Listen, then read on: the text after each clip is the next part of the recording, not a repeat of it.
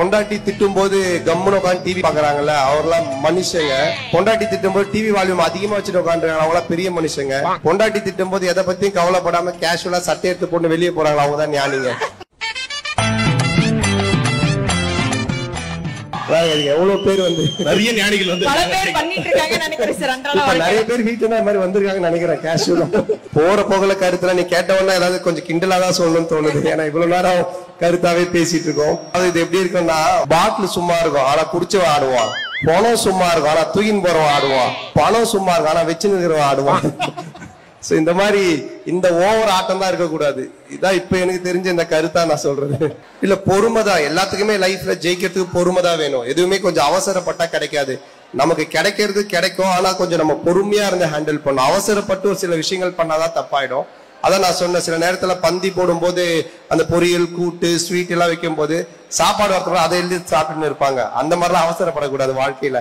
சாப்பாடு வந்து சாம்பார் ஊத்தி அப்பளம் வச்ச உடனே பொறுமையா எடுத்து சாப்பிடுற மாதிரி வாழ்க்கையில கொஞ்சம் பொறுமையா நிதானமா எல்லாத்தையும் ஹேண்டில் பண்ணணும். எல்லாருக்குமே ஒரு டைம்ல லைஃப்ல ஒரு விஷயம் கிடைக்கும், ஆனா கொஞ்சம் பொறுமையா இருக்கணும், அவ்வளவுதான். நம்ம அர்ஜென்சி இல்லாம. இப்போ பேய் மேல உங்களுக்கு என்ன அவ்வளவு ஒரு கோவம் சார்? எப்ப பார்த்தாலும் போற போக்குல ஏதாவது சொல்லி அதை கிண்டல் பண்ணி டேமேஜ் பண்ணி விட்டு போயிடுறீங்க. சோ என்ன சார் மேட்டர்?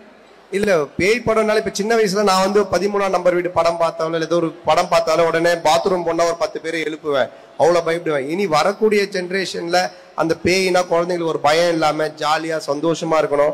அதே மாதிரி பேய் படம்னா சந்தோஷமா சிரிச்சுக்கிட்டு பார்க்கணும் அப்படின்ற ஒரு கான்செப்டுக்காக தான் இந்த மாதிரி கலாச்சார காமெடியோடு சேர்த்து எடுத்துட்டு இருக்கேன். இனி வர குழந்தைங்க எல்லாம் வந்து பெருசாகும் போது இனி இந்த பேய் பயம் அந்த பயம் இந்த பயம்லாம் இல்லாம இங்க இருந்து அங்க போனாவோட தனியா போயிட்டு வரணும். இப்பெல்லாம் குழந்தைங்க வந்து இந்த ரூம் அந்த ரூமுக்கு போனா சில நேரத்துல பயப்படுறாங்க. அதெல்லாம் இருக்கக்கூடாது. ஸோ நம்மளால முடிஞ்சது ஜாலியா ஒரு படம் காட்டுவோம் அப்படின்றதான். சரி சரி. சோ உங்களை காமெடினா பார்த்தாச்சு, இப்ப பயங்கரமான ஹீரோவா பார்த்துட்டு இருக்கோம். டைரக்ட் பண்ண போறீங்கன்ற மாதிரி கூட ஒரு நியூஸ் படிச்சோம், அப்படியா? ஆமா, ஒரு 1000 கோடி ரூபாய் அவதாரமா ஒரு படம் பண்ணலான் இருக்கேன். ப்ரொடியூசர் தான் கிடைக்கல. அது ஆசை இருக்கு, பட் இதை ஃபர்ஸ்ட் செய்யலாம் அப்படின்றதா பண்ணிட்டு இருக்கோம். சரி, ஒருவேளை அப்படி நீங்க வந்து டைரக்ட் பண்ண போறீங்கன்னா அது என்ன ஜானரா இருக்க வாய்ப்பு இருக்கு சார்? அதுவும் காமெடி தானா இல்ல அது வேற ஏதாவது? இல்ல கொஞ்சம் சயின்ஸ் ஃபிக்ஷனா இருக்கும். Super sir, super. இப்போ ஆன் ஸ்கிரீன் பேர் அதுவும் வந்து நாங்க வந்து நிறைய சில பேர்லாம் வந்து சூப்பரா இருக்கும், உங்க கூட பண்றவங்க ரொம்ப ரசிக்கும்படியா இருக்கு அப்படின்ற மாதிரி தான் பாத்துட்டு இருக்கோம்.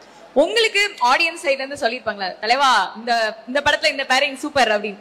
அந்த மாதிரி வந்து ஒரு ஒரு பிடிச்ச ஒரு நல்லா செட் ஆகிற ஒரு ஆன் ஸ்கிரீன் பேர்னா உங்க கூட எந்த ஹீரோயின் சொல்வீங்க? இப்ப நான் பண்ணதுல நானில ஒரே ஒரு காம்போ சின்னதா வந்துச்சு, எனக்கும் சமந்தாக்கும். அதை பார்த்து நிறைய பேர் சொல்லி இருந்தாங்க, சமந்தாவோட ஒரு ஃபுல் படம் பண்ணுங்க பண்ண. ரெண்டாவது நானும் அவங்களும் ஒரே ஏரியா சின்ன வயசுல இருந்து ஸ்கூல்ல இருந்தே தெரியும். அது சொல்லியிருக்காங்க. அந்த காம்போ மேபி பண்றதுக்கான வாய்ப்புகள் இருக்கு, பாப்போம். Santa and Sam. Yes, super. இப்போ நீங்க இப்ப டைரக்ட் பண்றேன்னு சொல்றீங்களே, சோ அதே போல இப்ப நாங்க எப்படி உங்களை கேள்வி கேட்கிறோமோ, நீங்க ஒரு காலத்துல வந்து ஒரே ஒரு இன்டர்வியூ, ஒரு பயங்கரமான ஒரு இன்டர்வியூ எடுத்திருப்பீங்க. அது யாருன்னா நம்ம தலையை எடுத்திருப்பீங்க, வில்லா படம் அப்போ. சோ அந்த